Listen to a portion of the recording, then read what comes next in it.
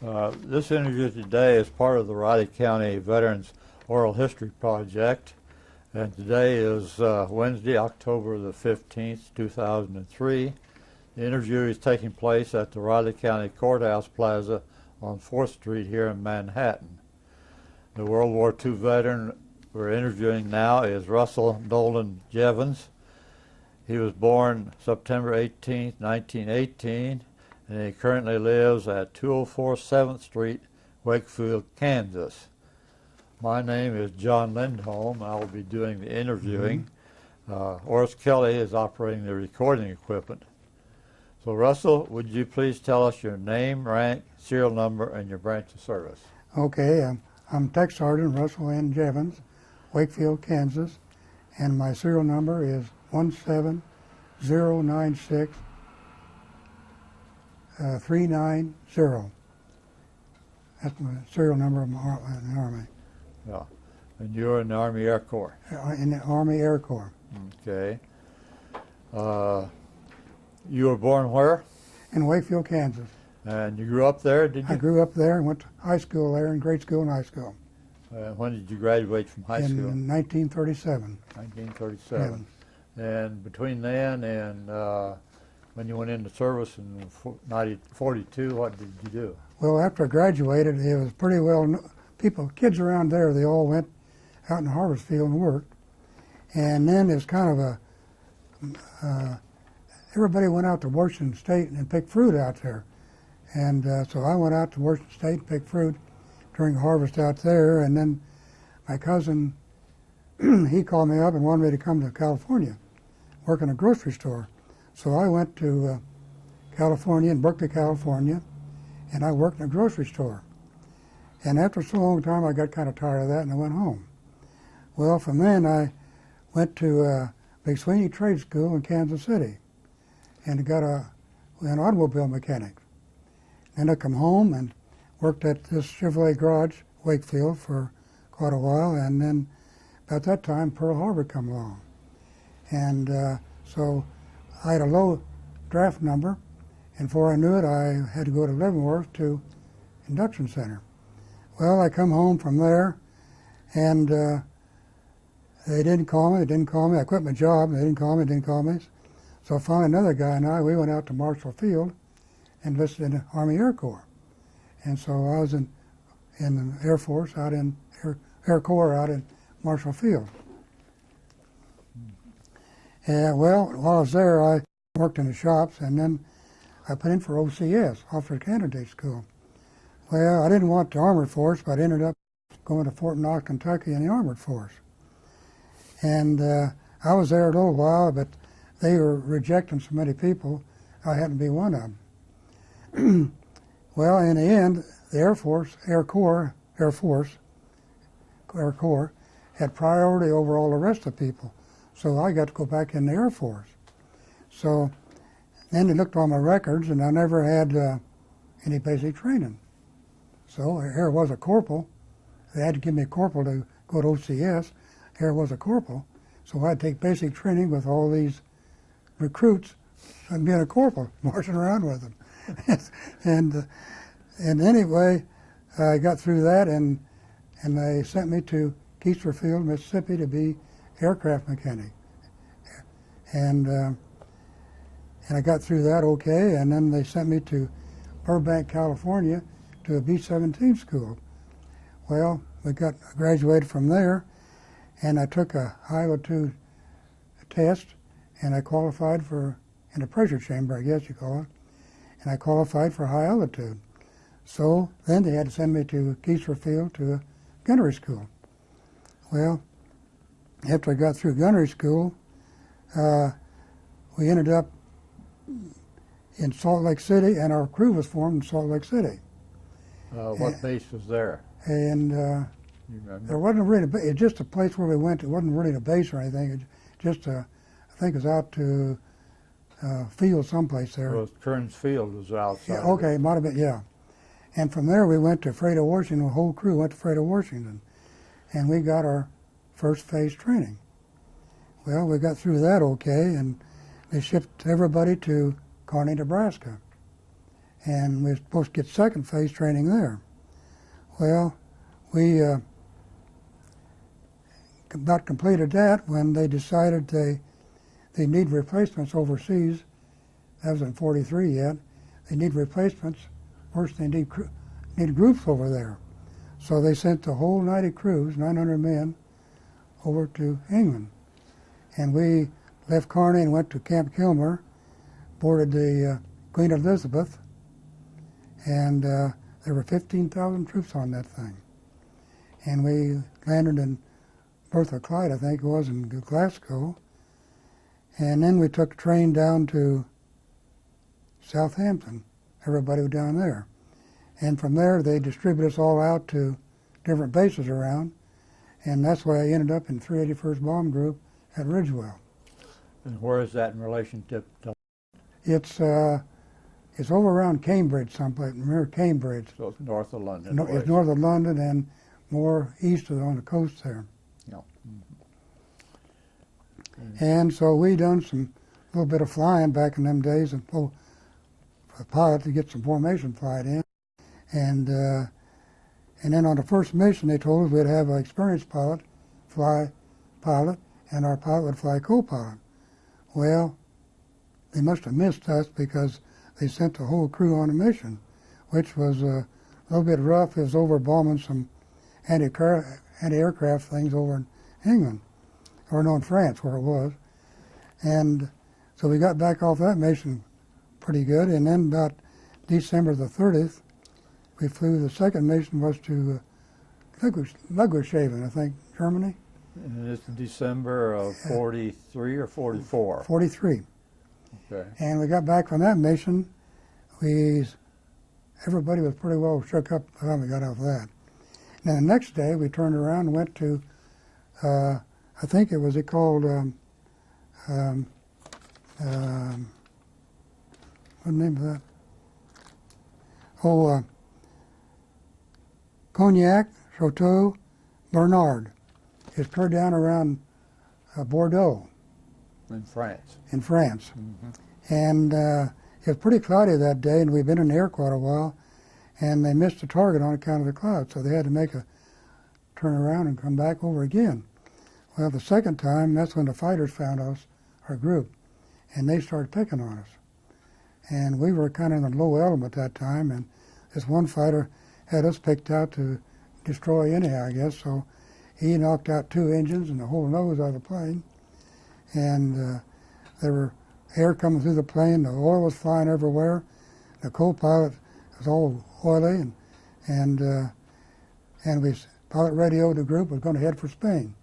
Well, we hadn't flew too far when we got down around Toulouse, and that's when he ordered everybody to bail out. So everybody started bailing out, and I remember I got down in that little old hatch right below the cockpit. There's one you get in about that square, and I hung out of that quite a while on my feet before I decided I wanted to get out of there. So I got out, and I was way behind a lot of the rest of them, so I was kind of alone coming down. But I do remember the old plane kind of circled and started going down and just missed a farmhouse and hit a bunch of trees and started blowing up. I remember that. Well, I got on the ground pretty good, and I didn't know what to do. I hid my parachute, and very soon a guy came along and said, "You stay here." So I trusted anybody then. So I stayed there, kind of dark, and pretty soon he come with a bicycle. And he said, "Follow me." So I got on a bicycle and followed him. We went into Toulouse and went to a doctor's house, it turned out to be. So he checked me over and said, "You look pretty good here. I don't see nothing wrong." So I went up and went to bed. Well, about 11 o'clock, he came up and woke me up and said, "We got to move you. The Germans are searching everybody around here." And so I got on another bicycle and followed somebody else. And we went to another place where I stayed I was there about a week, I guess, with 2 old maids. And they give me food where they didn't even have, practically. And a little later, somebody come and we moved again. I ended up above the police station with a family that lived in apartments above the police station. And I'd like to interrupt. How many were on your crew that day? Pardon? How many were on your crew that day? 10. And did they all get bailed out? They all got bailed out, but 6 of them kind of run together, which you're not supposed to do, and one German picked all of them up at one time. And the co-pilot and I and a radio man and the one navigator, we got away from them anyhow, but they were captured lately.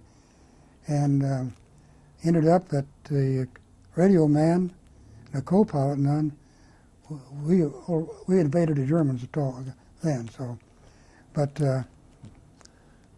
and well, a little later I went up there, and pretty soon a young girl come and got me and said, "We're going to move." So she said, "You follow me." So we got on a streetcar, and she's way up ahead of me, and she didn't stay near me at all because they'd have killed her if they knew her leading me. So we were sitting on a streetcar, and pretty soon there was a whole bunch of Germans got on this streetcar and sat right down beside me. Well, I was getting pretty nervous then. What am I going to do? I can't get up and follow her. But pretty soon, about 2 or 3 blocks, they all got off, which saved the day for me because when she got off, I got off too. Well, she took me to a safe house. And in the safe house, there were a co-pilot was already there, and a radio man, and some other Americans from another crew, another base, and some English people are trying to get out of there too. So we stayed there for, I don't remember how long, but when they decided we were ready to move, there were 15 of us, it was going to take us down to the Spanish border. Well, they got tickets for all of us, and so one night we got on a train at the radio station headed south. Well, we got down pretty close to the Spanish border, about 30 miles from it, and they said, "We're going to get off, but you get off on the opposite side of the train where it parks in the station." So everybody piled off, and we hid someplace near there, and eventually we worked our way down to the Spanish border. Well, did you have a underground person with you? Yeah, well, we had a guide. There was a guide. Yeah, in fact, he took all the money we had, we carried with us on an escape panel. And he was pretty well paid, but this guide, he and what he's doing, he's done it before, you know. And I and a co-pilot got a ride on a French car that burned coal. And we finally got up in the mountains, and we all got together, and we started across the Pyrenees Mountains. Well, we didn't walk in the daytime, but we walked all night. What time of the year was this? In 44. What time? What month? In January 1944. So it was pretty cold. Pretty cold, yeah. And I remember we had one guy fell in the stream. We had to get him out and dry him off, and we didn't have anything to eat for about 3 days. And we had to kind of watch. At daytime, there's planes flying around all the time, German planes. Well, anyway, the third night, they said, "See that light down there? You head for that light." Well, we walked about 200 feet and we got lost, so we just stopped, waited till morning. When morning come, we walked maybe 300 feet, and there's a road took us right down to the little village. And we was all hungry, so we went into a cafe down there and ordered some food. Well, while we were in there, big old tall guy with them not square, but triple hats on from the Spanish police, come in there, and he said, we got done, so he kind of motioned us to follow him. So we followed him up to the jail.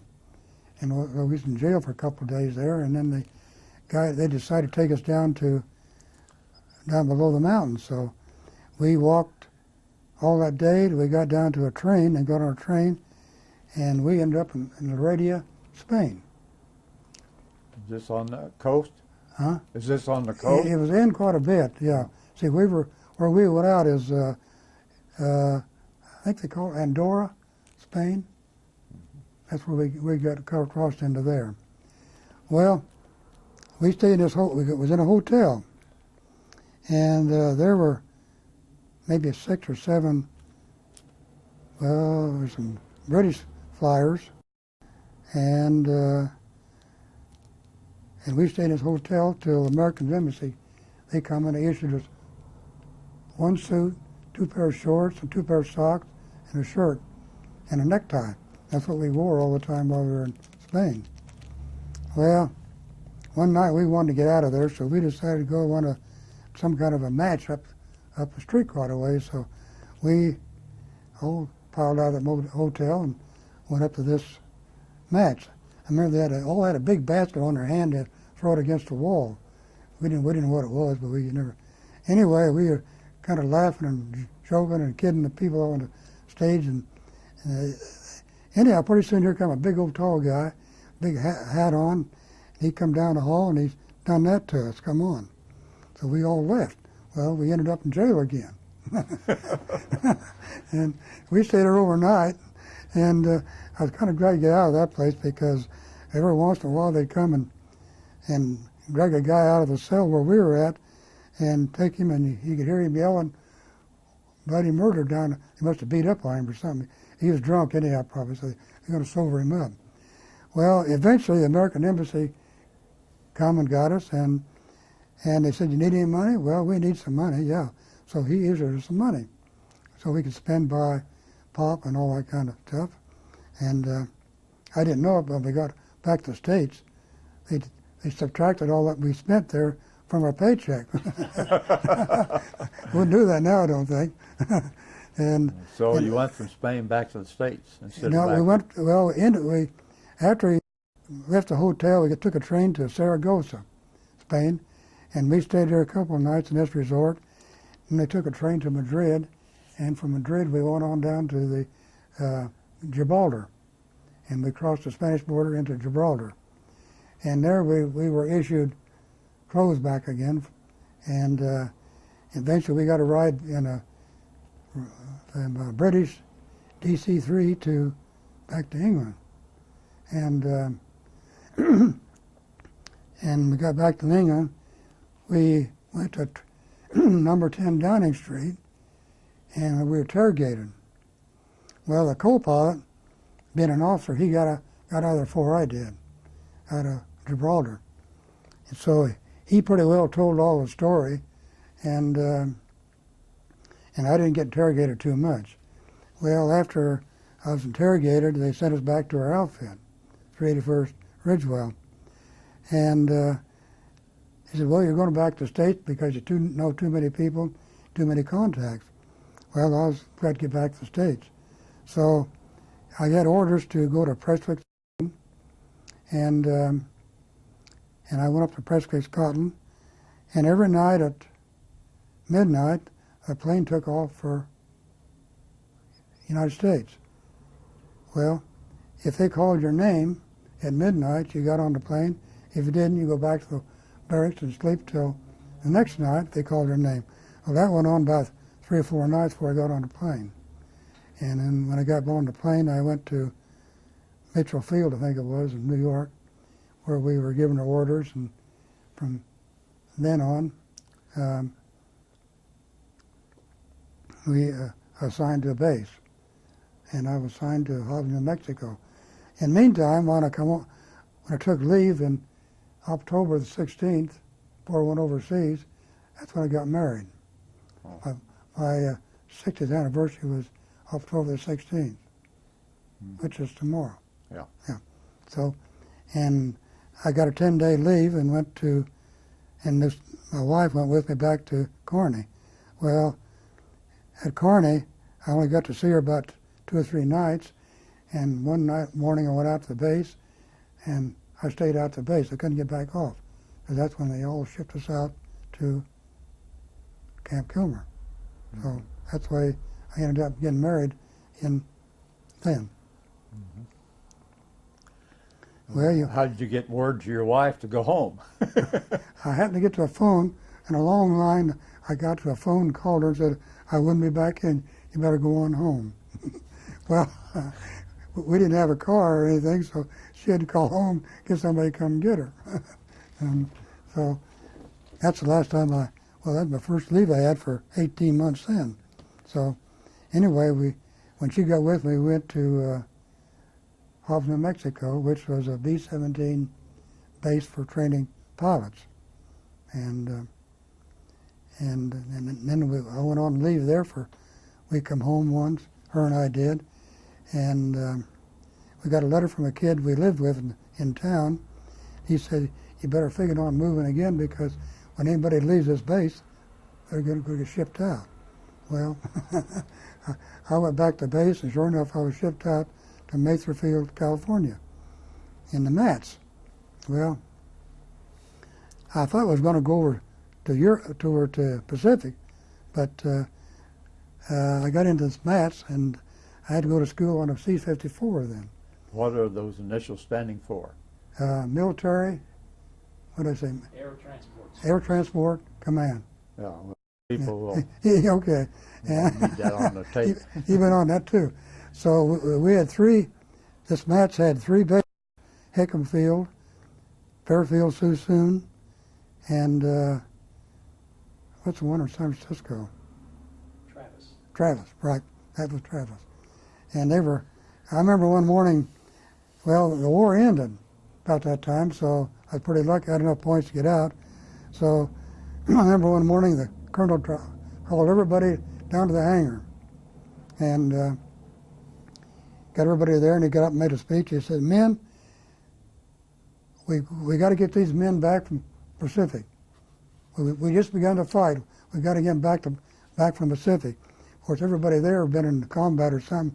They just whooped and hollered and laughed and everything else. They weren't about to worry about the people over there. So, well, anyway, I had enough points, so I went up to flight surgeon. So I said, I just can't fly anymore. I get sick every time I go up. He said, you're the third one been in there this morning. I got the same excuse.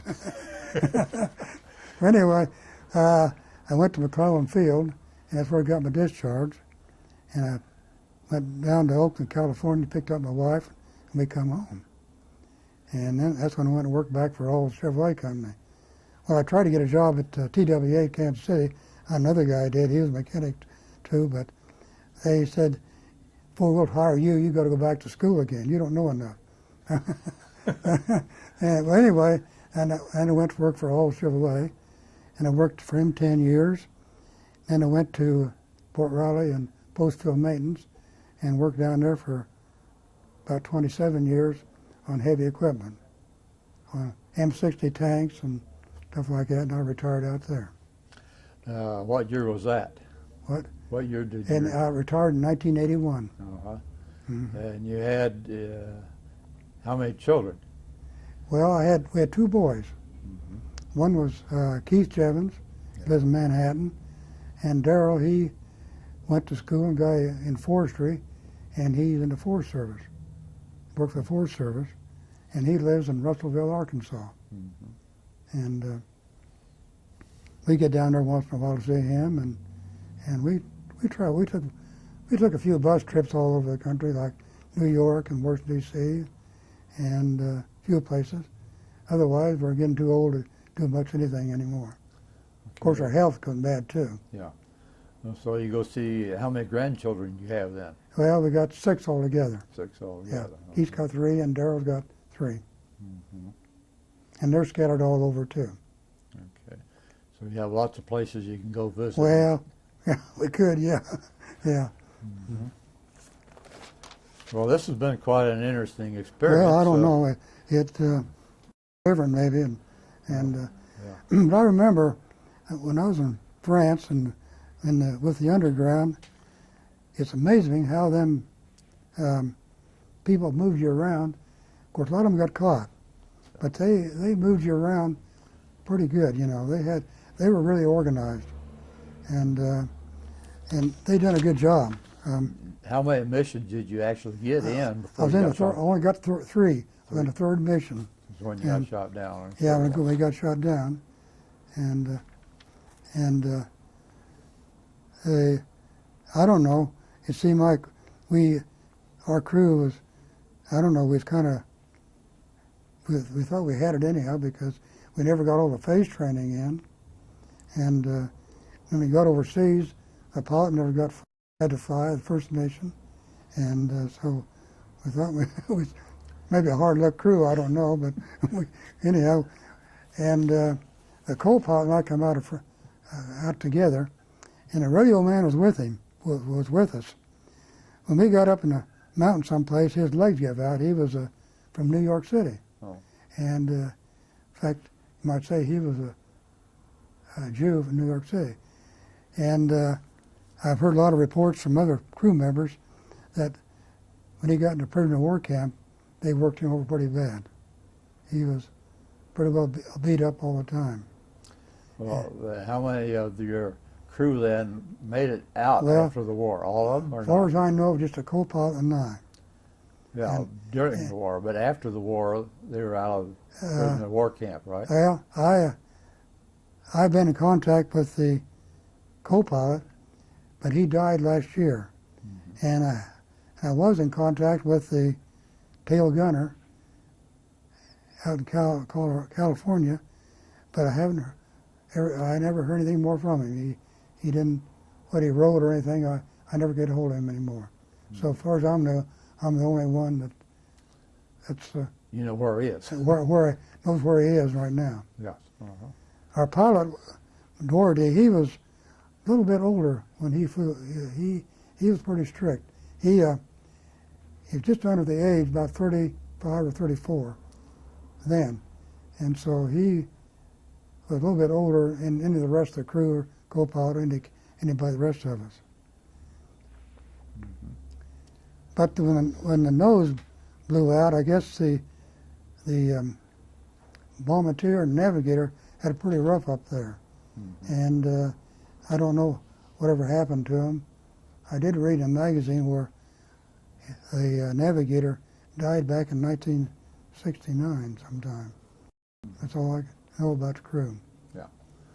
The co-pilot and I, I saw him about every year for a while, for 3 or 4 years there, and him and I got along pretty good. He told a lot of things that I didn't know. Mm-hmm. Mm-hmm. Well, Russell, it's been nice having you come in here and tell us your story. Yeah.